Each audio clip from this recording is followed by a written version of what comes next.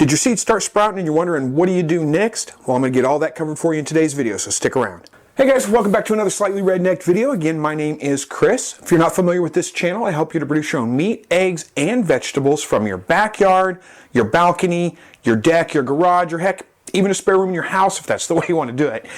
Today we're talking about just continuing my series on seed starting.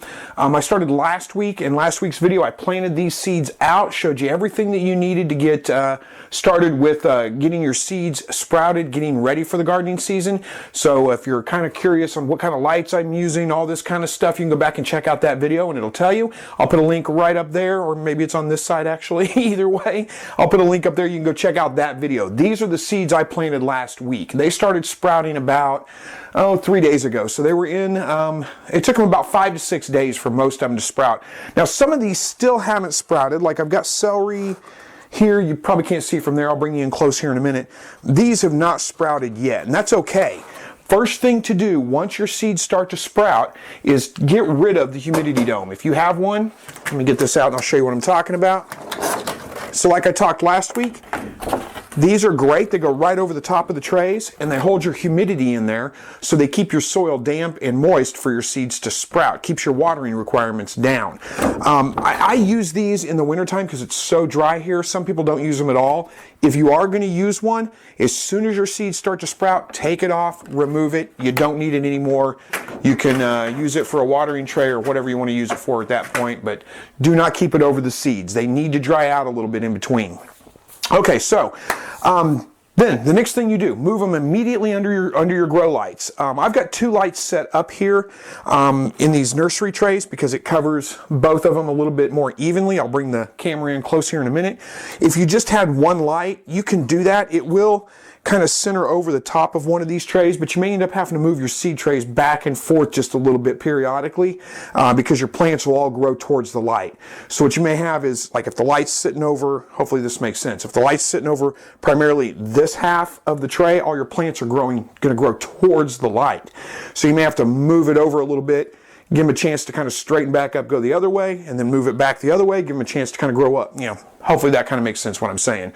I've just got 2 lights, and I've also got a piece of aluminum foil strung up here in the back just to kind of help direct any kind of light back towards the seed trays themselves.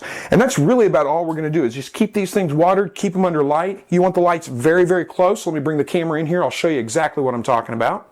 Okay, so this is a sideways view of these seed trays. You can kind of see how close the lights are.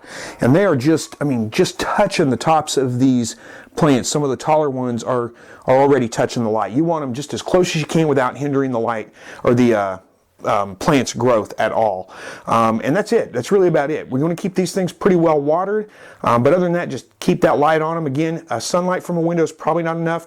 You know, go ahead and set up a couple of cheap grow lights like this. Keep your plants under it. Now, one thing you will notice is there's several seeds that sprouted in each one of these little pots. And I'm not going to let those grow out completely, but what I am going to do is give them a couple of days to get all straightened out, because some of them are still angled this way because I didn't have them under the lights for the first day, so they were reaching for the window that's over that way. But they'll straighten out.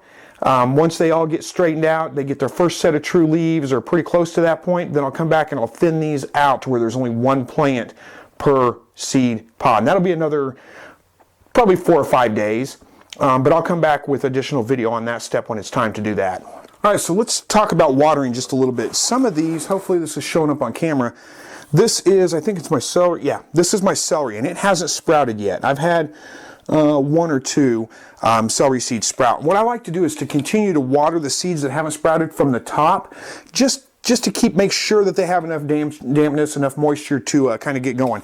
This is my favorite watering thing for top watering. This is called, it's a Flowmaster. I'll put a link down below that you guys can click on and get that. It's nice because you can just pump it up, and then it's just got a continuous spray. I don't know if you can see it. It's an incredibly fine spray.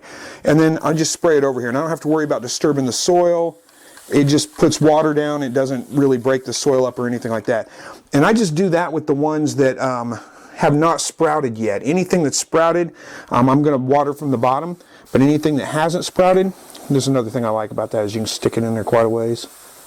Anything that hasn't sprouted, I'm just going to water from the top a little bit. So now when it comes time to water these guys, and keep an eye on them, you don't want this to dry out too much, but you don't want it to get too wet either. These are really pretty good right now, but I'm going to go ahead and show you how I water.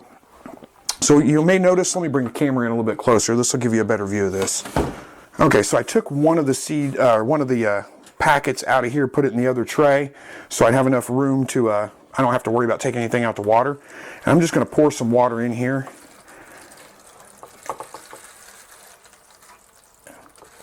Give it time to run down where it needs to. And what I'm looking for is about as much water as these things will absorb in about 20 minutes. So that's probably enough water. So I'm going to give them time to go ahead and absorb that, come back and check it in 20 minutes, and if there's any water left over, then I can go ahead and dump it out at that point. Need to do the same thing with this tray over here. Get it going. Now, as far as how much water to put in these, it really kind of depends. It's hard for me to give you an exact amount.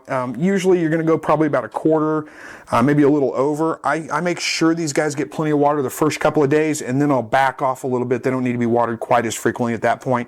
You'll get a pretty good feel for how much water it takes to how much these will absorb in about 20 minutes or so. And I don't know if you can see this or not, but the water is already starting to, I mean, you can see it drying up on this end right here. They're starting to soak that water up quite a bit. So I'm going to give them, like I said, about 20 minutes, see how much of that they absorb. If there's any left over, I'll dump it out. And as far as how often to water them when they dry out or when they start to dry out. Depending on your climate, that's going to vary. Mine here, about every other day at least, I probably need to provide these guys with water. All right, so that's really about it in this step. We're going to give these guys about 10 days probably, and then we're going to worry about transferring them out. Like I said, probably in about 5 or 6 days, I'll come back and I'll thin these out to where there's only one, but I'll shoot additional video on that step and show you guys that. Leave the lights on about 12 hours a day. Put them on a timer if you want to. That makes it a lot easier. So the timer just kicks them on in the morning, kicks them off at night. There's nothing wrong with leaving them on 24 hours a day if you want to.